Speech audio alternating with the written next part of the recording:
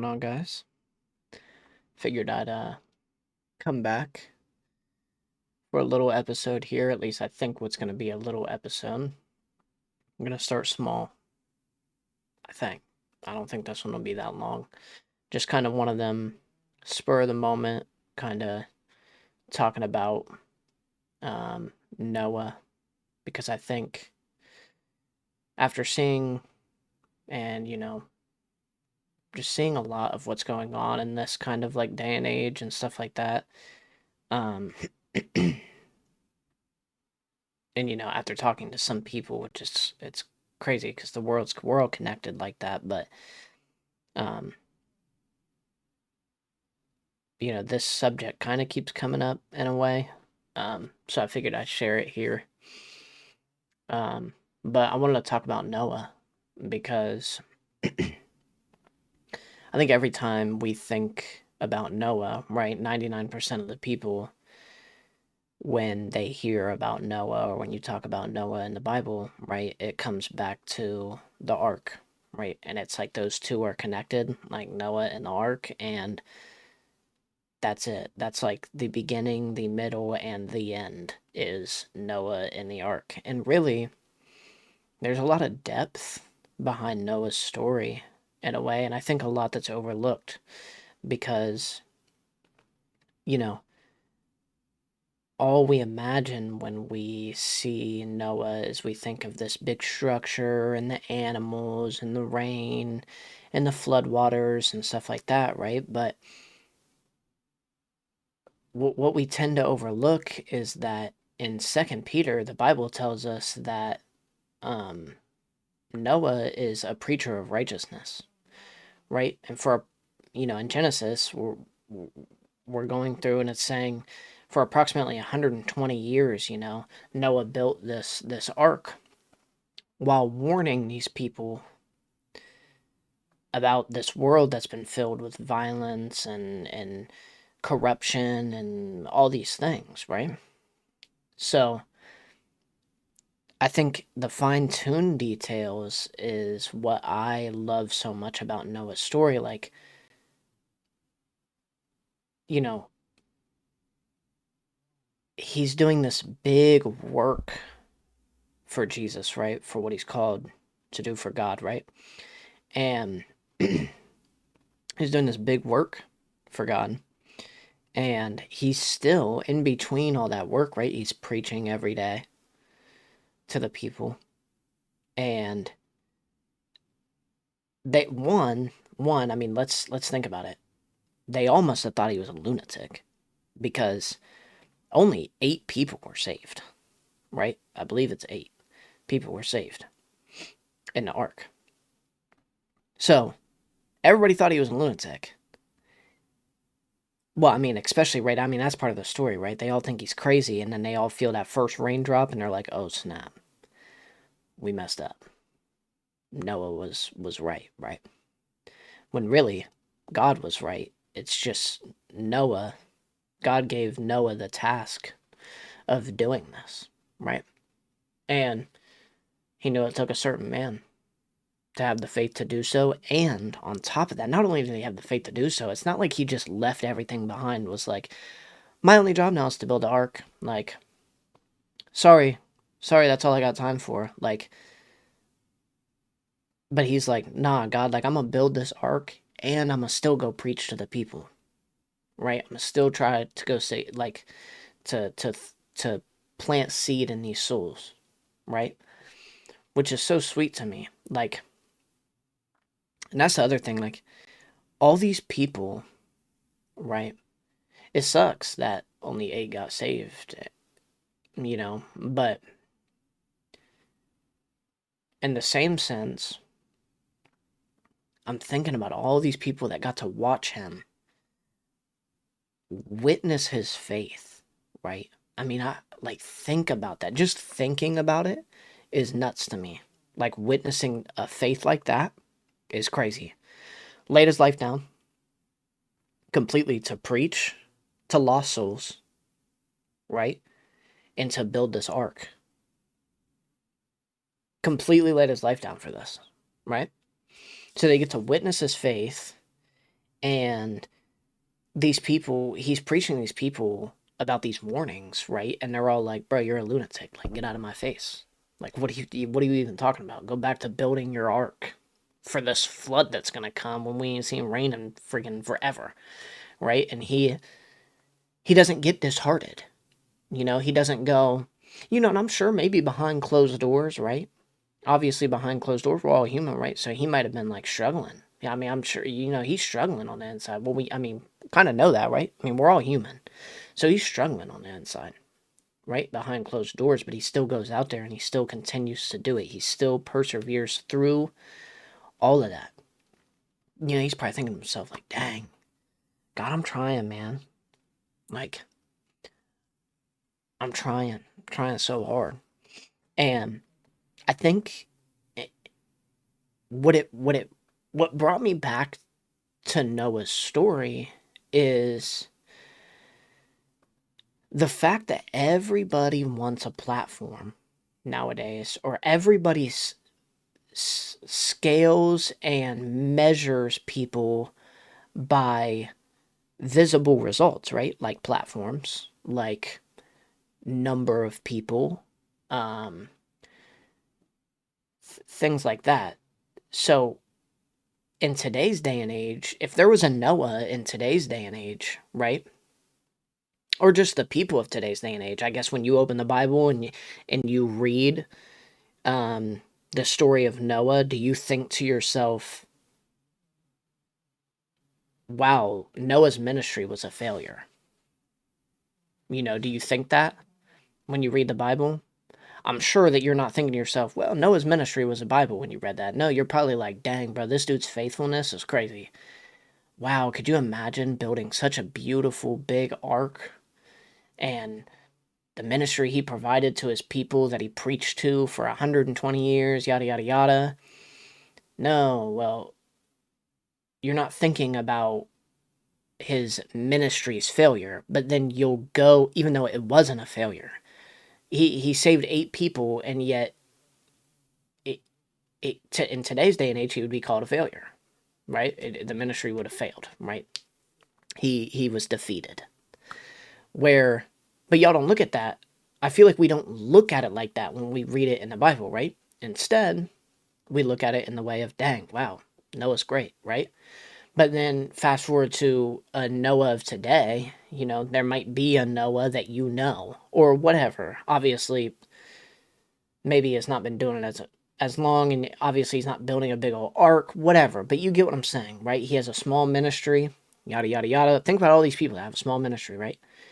And they're on fire for Jesus, right? But then you got these dudes on platforms that are saving thousands upon thousands of souls, or whatever, and they're bringing lives to Jesus, yada yada yada. All you do is call his ministry a success. But yet the dude that's bringing in 20 people a week, and those people are on fire for God, praying every night, have an actual relationship with them, wake up in the morning going, thank you, God, for today. Thank you for giving me another day to go out here and preach this word. Thank you for, giving me another day to brighten up somebody else's day and be the light of God for somebody else when I see them today, right? Or whatever it may be. Instead, that person, his ministry is a failure because he's been doing this for a decade and he ain't ever had more than 50 people in his building at one time. But yet the dude, right? But then on the other hand, we got a dude on a platform who's got 100,000 people in his building a month, you know, but he don't have no relationship with God. He's a Pharisee, and yet he gets all the praise, right? We got to use discernment, and we got to also, we're so quick to judge, man. We don't even know the person's heart. We don't even know what's behind their ministry. We don't know anything. What we see is, oh, dang, this dude's been doing this for a decade and he's never had more than 50 people in his building. He must be doing something wrong. I mean, there ain't no way he got a relationship with Jesus, because Jesus would have gave him a mega church or a mega building or whatever the heck it may be. Whatever. to do with this ministry. Maybe a major concert venue, maybe a major homeless shelter, maybe a major housing development. I don't know. I don't know what his ministry may be, whatever. We're just talking in a general sense. But I think we're so quick to just judge when really God's like, hey, just keep doing what you're doing now. Thank you for being such a faithful servant, right? He's being obedient to God's command, and yet he gets ridiculed by the people. But the one who's not being obedient to God's command, and from the outside's view, man, he looks rich and holy and like he's got it all together. So he got Jesus all over him. Yeah, he's empty on the inside. He's being disobedient to God, and he's further away than God than you could ever imagine. But we see him on a platform, right? And we're like, well, that can't be, man. He's got to be, man. He must be sitting there talking to God 24/7 because look at all this stuff he got. Meanwhile, one dude ain't even gonna make it into heaven. The dude with 50 people in his building, he ain't ever had more than 50 people in his building. He gonna go to heaven and see the mass amount of riches that he never got here on earth. But he's gonna have all that in heaven. You know why? Because he was faithful. He had a relationship with God. And he never changed because of the public's view of him. I mean, think about that. Like, what a story, right? I mean, that's kind of the things that are crazy to me. I feel like we overlook some things, right?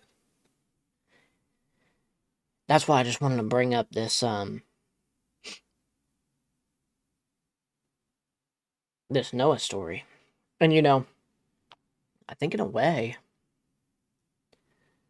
I don't know, it's odd, right? Because like Noah was also like at that time, he was, faithfully obeying God in a time of the world where they did not like they rejected God, right? In that time of the world. And I feel like it can be like that kind of now, right?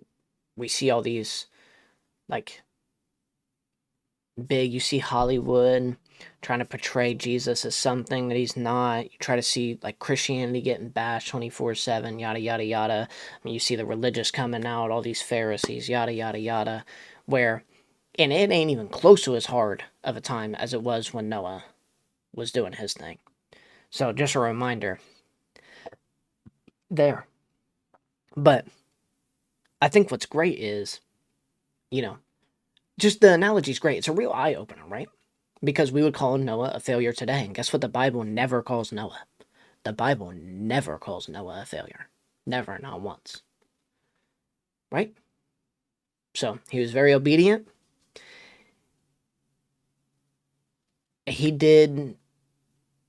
preached the gospel and built an ark. He was faithful and obedient. And I think we can all learn from that, right? I think, it's just a reminder of what the world's view is to what God's view is to me, right? Like, the world's view is numbers, right? Gotta have all these numbers when God's like, I'm just looking for your faithfulness, right? That's kind of my analogy with the people, right? The platform and the guy with only 50 people in his building, right? Like, one's got the numbers, he don't got the faithfulness. One don't have the numbers, one got the faithfulness. Which one you think God's gonna choose? Right? One's got the results, one's got obedience. Which one you think God's gonna choose? Like, I think Noah's greatest achievement is not building the ark.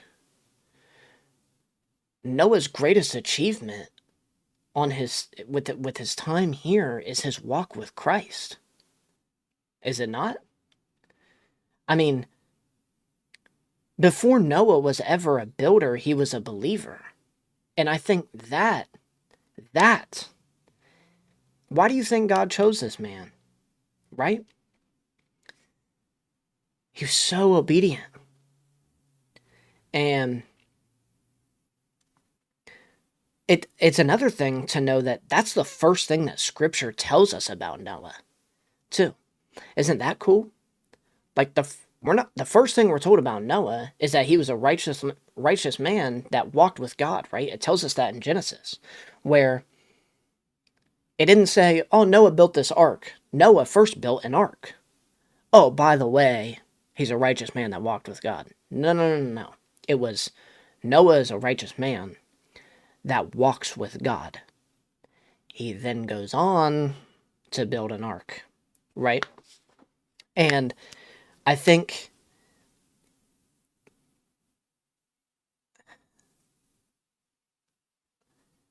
it's just, here's another thing. Another thing that's so cool, right? Noah didn't just go about what Noah did was got quiet, right? That's what led him down this path. He got quiet, he shut up. In his shut up time, in his quiet time, right? God spoke. Well, Noah believed what God had to tell him, right? So then Noah goes to obey, and he ended up beginning to build. But that all happened in his quiet time. You know why? Because he had a relationship with Christ. Right? Without that, Noah could not have been chosen to do such a great, phenomenal thing for God. Right? Well, God would have been like, dang, I got to choose somebody else because if I ask him, he's just not going to obey me. And I need somebody that's going to obey me because this event is going to happen. Like, whether so and so obeys or not, or such and such does this or not, this is going to happen. Right? It is written. So, and I mean that's why everybody's like, you're nuts, bro. Like, you're crazy, is because there's no sign of a flood ever gonna happen. With, they're all like, are you nuts? Like, you're actually out of your head. And he's like, well, I know what God told me, so I'm not. But I hope you can get on my train and leave your worldly view. Because if you leave your worldly view behind, you'll be saved. Literally and spiritually, right? On earth and not, So he and like Noah trusted God more. Like he trusted God's word more with his um with his faith than with his eyes, right? Like, all of us who walk by faith using like our faith in sight, we would all have been like, that's just a silly thought. Like, God didn't tell me to do this because there ain't ever gonna be no flood. Look at it. What are we talking about? It's drier than it's ever been. There ain't no rain coming. What are we talking about? But Noah said, I'm not gonna listen to what my eyes tell me. I'm gonna listen to what God told me. Built the ark. Right? So, you know, Genesis also tells us that Noah did all that the Lord commanded him, right? So it's not like Noah didn't compromise or partially obey. He was all the way in. And on top of that, that's what I'm saying. Like, on top of that, he preached. Like, I just couldn't even. I can't even fathom how hard that could have been. Forget just how hard it would have been to just listen, right? To just shut up, listen, receive that, and be like, I got you, God. Like, I'm going to be faithful in this area. I'm going to do this for you, right? And then you're like, oh yeah, God. And then on top of that, I'm going to preach too. So I'm gonna be doing all this. I'm gonna build all this, and then I'm gonna go preach when I can, too, right? That would have been hard to begin with. Now, not only was that hard, right? He takes, because think about the world he's living in. That's what I'm saying. Think about the world he's living in, right? So that would have been hard to begin with. That's a major task. Like, none of us, none of us have had a task that measures up to that scale. None of us, right? So he does that, and then he has the whole world, all the public, right? They're like, you're a lunatic, bro. You're out of your mind. Like, we're not supporting you. And,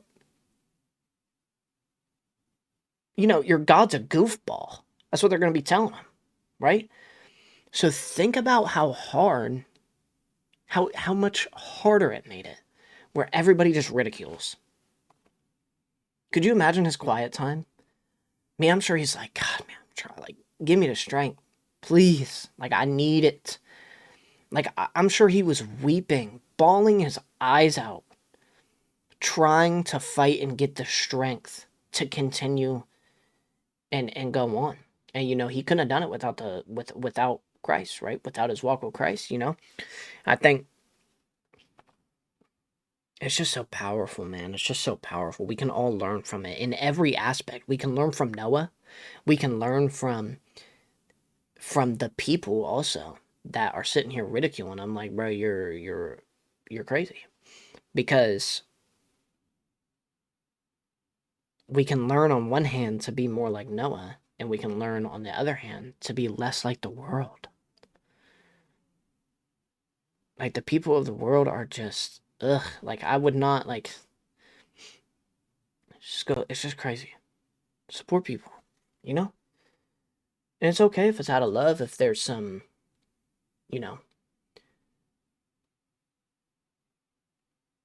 some criticism or some whatever, that can be out of love. That can be done out of love too. But don't just, we're so quick to just being like, yeah, no, God didn't tell you that. You really think God told you that? He didn't tell you that. No. Like, who are you to say? Who are you to say? Do you even have quiet time? Ever? Ever at all? Exactly. Just something to remember, And I think, look at what happened. They all mocked him and ignored his warnings, and look at what happened. They all gone. They all gone. So,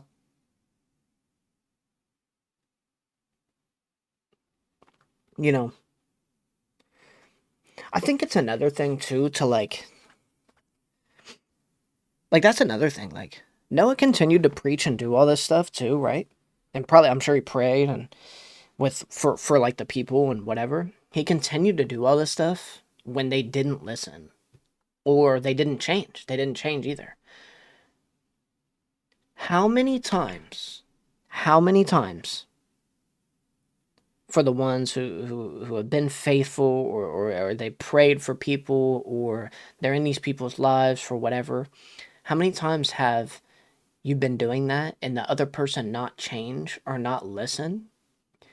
And you'll go far, right? You'll continue to go. Like, continue to pray, continue to pray, continue to pray, continue to preach and talk and whatever, and try to get them to change, or try to get them to listen, right? And they don't, they don't, and then you end up giving up because you're like, you know what? They're too far gone. They ain't gonna change. How many times has that happened, right? And all that person needed was a little bit longer. A little bit longer, and they could have flipped, right? Or maybe they never will. Like Noah, right? He continued and continued and continued and continued and continued. He never quit. He never gave up. He never quit. He was all the way to the end. And guess what? 8 people. And you'd call him a failure for it. But guess what? He wasn't the failure. He didn't give up. He didn't disobey. The world was the failure. The people of the world were the failure. The ones who didn't change and didn't listen. They were so far gone.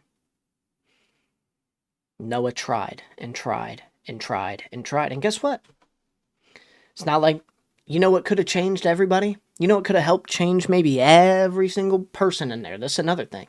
What could have helped change everybody and what could have got everybody to listen is if one of them, one person of that whole crowd, right, that's sitting there mocking them, making fun of them, ridiculing them like you're an idiot, right? One person could have been the change. If they would have been like, you know what, Noah? I'm going to join you. Could you imagine? Everybody could have been like, what'd this guy say? This guy said he's going to join Noah? Well, if he going, shoot, I might have to go too. And then the next guy would have been like, dang, that means I got to go because he's going. Well, that's my best friend. That's my brother. That's my whatever. I got to go too. Now I got to go. Now I got to go. And now now, instead of saving 8, we save 80 or 800 or even more. If one person, sometimes all it takes is one. All it takes is one. Got to leave the 99 to get the one, right? Sometimes all it takes is one.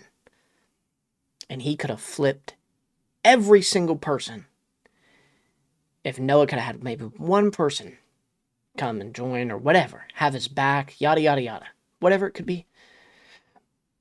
So maybe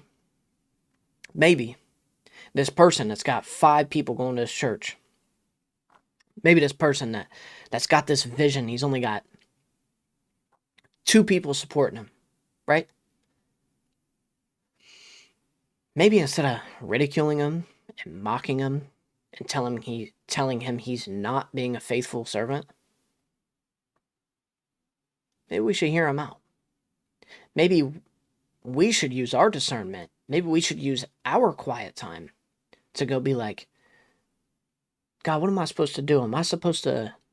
Should I hop on to such and such's ministry? I want to hop on to what such and such, what they got going on, what he's got going on, what she got going on. Whatever. Is this from you, Father? Maybe God will tell you. Well, not maybe. God will tell you if he wants you to join, right? If he wants you to be a part of such and such. Let's just keep that in mind, right? It's just all this can be just an eye-opener in so many different ways. I mean, and we're taking the smallest bit of the Bible and look at how much we can learn from it, right? And I'm not even touching the surface, right? And we can learn so much from it. Think about how much more we can learn if we sit and we read and we learn with the same heart posture, right? And that's why I'm making these videos, and that's why I'm making this one today. It's because I just want to help you guys see a perspective that I may see, right? And listen, you guys could be like, I don't agree with this that you said, or I don't agree with this that you looked at, or whatever. And that's okay, right? We're all different. We're all human, whatever, right? It's okay. We can have some different views. We can have some different whatever. There are certain views that can't be different, though, But that's a whole other thing to unravel that I'm not even going to get into right now. I mean, we already know this, right? I'm just saying. This is why I wanted to kind of bring the Noah thing, because it's just something that we overlook a lot. And I haven't heard nobody talk to me about Noah like this, right? Like, all it is Noah, the ark, the end. Noah, the ark, the end. That's it. We didn't get the in-betweens that are much more fascinating, right? That make you feel something, right? So, I think this episode is just dedicating to remembering Noah, right? Just remember Noah. When you go out there into the world, right, and you want to ridicule such and call such and such ministry a failure or a mockery of God or whatever the heck. I don't know what the heck. Some of these things that the religious can come up with, boy, I'll tell you, I've never heard of it before. Like, I mean, they'll go crazy on somebody. Worse than the world will sometimes because they're so far over their head. Like, it's just unbelievable to me. When we go and do all those things, let's just remember Noah. And I think it might change our perspective on a lot, right? And I think our response, sorry for that, by the way, low cough. I think our responsibility, right, is faithfulness. That's our responsibility, right? Faithfulness, you know, we're all called to preach the gospel, right? We're all called to do so. The Bible says so. Those are our responsibilities, right? Love, you know, those things, right? Let the results belong to God. You know what I'm saying? The Our responsibility isn't the results. That's not our job. Whether it's 5 people or 50,000 people, the results aren't our job. Leave that to God, right? Because you're 5 people, you might get that reward of the 50,000 in heaven. You see what I'm saying? So, I think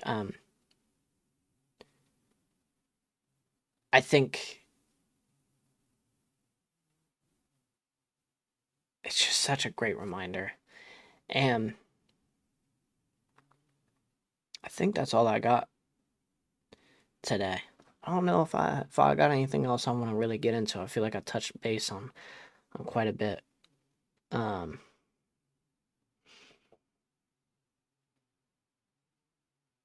you know, I mean, the other thing is, don't let that shake your faithfulness, right?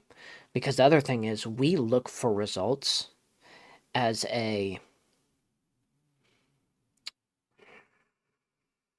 like, as a result of our faithfulness in a way. I feel like sometimes, like, and some of it is just, sorry, it's just my mind just going, like, some of it is just out of our hands, too. Like, you gotta learn, like, our responsibility is faithfulness, not the results. I want y'all to keep that in your head, man. Like that, I like that one's good. Because how many times do we look for results as like our like backup for like, oh yeah, I really was faithful because look at the results. Like no, why do you need the results? You should just know, like you're being faithful, just be faithful and forget about the results. The results isn't always on you.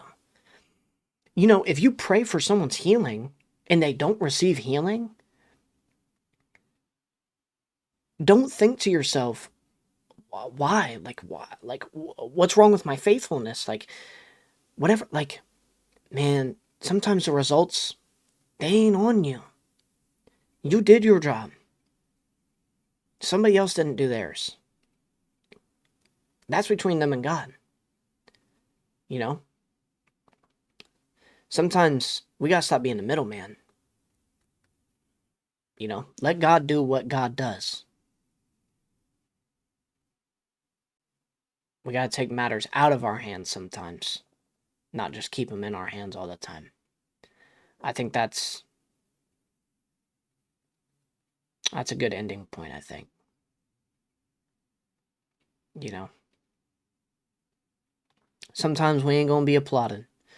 Sometimes we ain't gonna be the most popular. Sometimes we gonna look a little crazy. Not a little, sometimes a lot of crazy. Sometimes people ain't gonna like us. But guess what? We should still love them. We are still gonna love them. And we're still gonna be faithful and obedient. And we're gonna let God do what God does. instead of continuing to take matters into our own hands. And what we're going to do is we're going to love everybody. We're just going to love and love and love and love. And we'll let the judge be the judge, because we can't be doing the judging. Could you imagine if people did do the judging, by the way? What a world that would be. I'm just saying. Kind of off topic, but just made me think of that. Anyway, I could go ranting forever. I love you guys. Thank you so much for the support. Love you. Hope you have a great week, month, whatever, everything. Great rest of life. Continue to be obedient. I hope this might have been an eye opener for you guys. Just for whatever. Obviously it opened my eyes. That's why I'm sharing it, right? So, love you guys. See you soon. Peace out.